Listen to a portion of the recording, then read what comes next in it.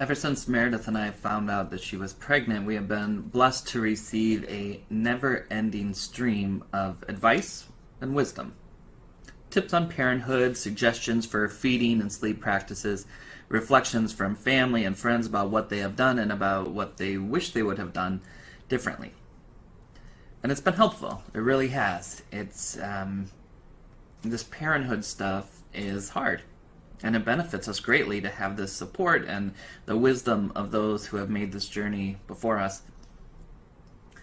But out of everything that we've been told, and you know what, it's probably safer if I switch from the we language to I language. So out of everything that I've been told, nothing has prepared me for some of the painful parts of this experience that I hadn't anticipated.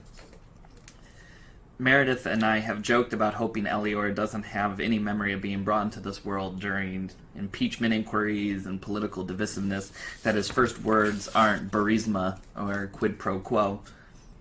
But after we've laughed, I've silently retreated into some very real feelings of sadness, of anxiety, and of fear.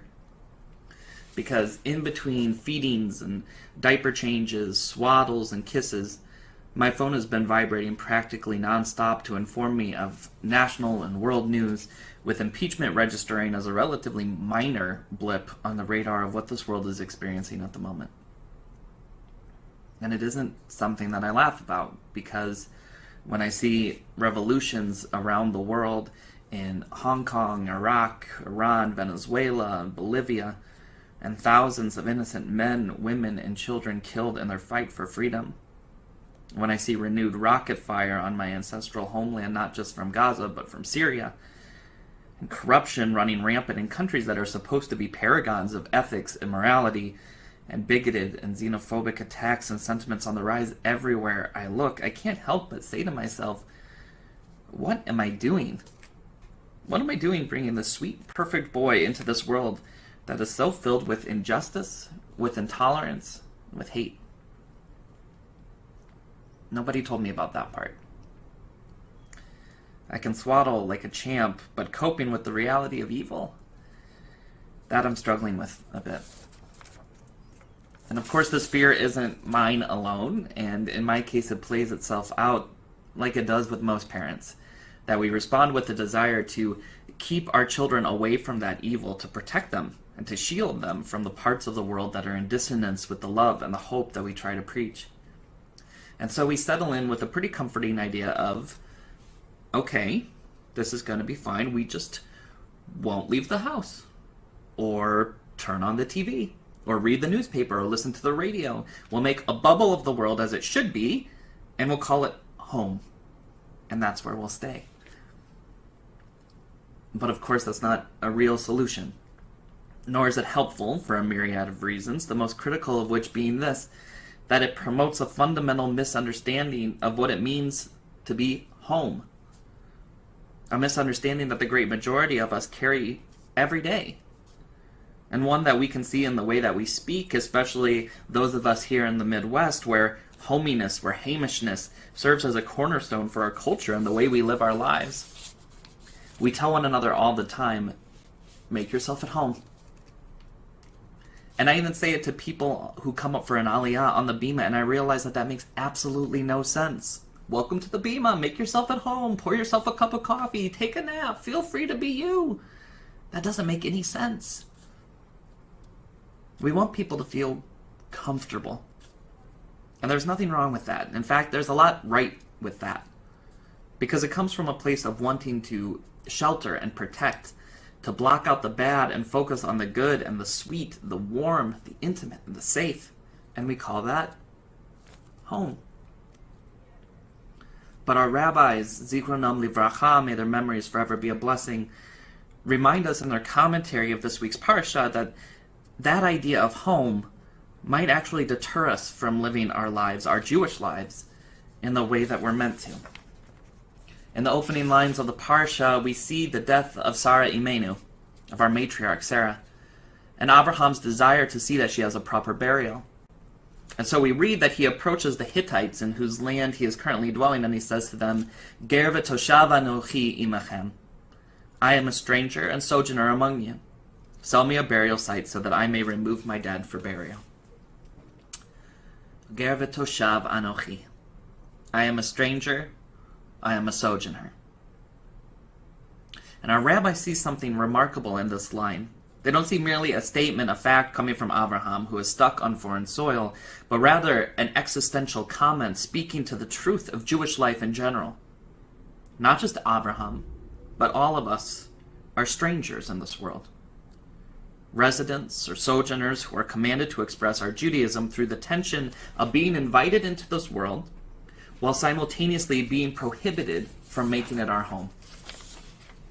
In the words of the Lubavitcher Rabbi, the Jew's true home is a higher, loftier place, the world of the Spirit, the world of holiness and godliness, from which her soul has been exiled and to which it yearns to return. Indeed, it is only because the Jew feels herself a stranger in the world that she can avoid being wholly consumed and overwhelmed by it, and to maintain the spiritual vision and integrity required to elevate it and sanctify it as an abode for the divine presence.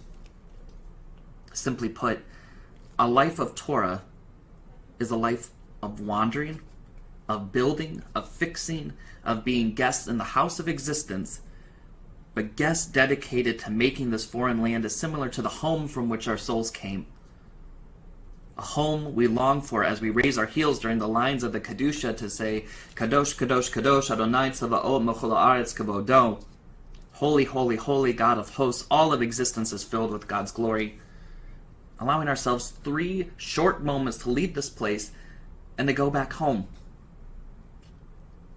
But then we come back, and we're reminded of what we are supposed to do. And it's scary, and it's hard, and it fills us with anxiety and with concern because this place can look so very different from the way we want it to.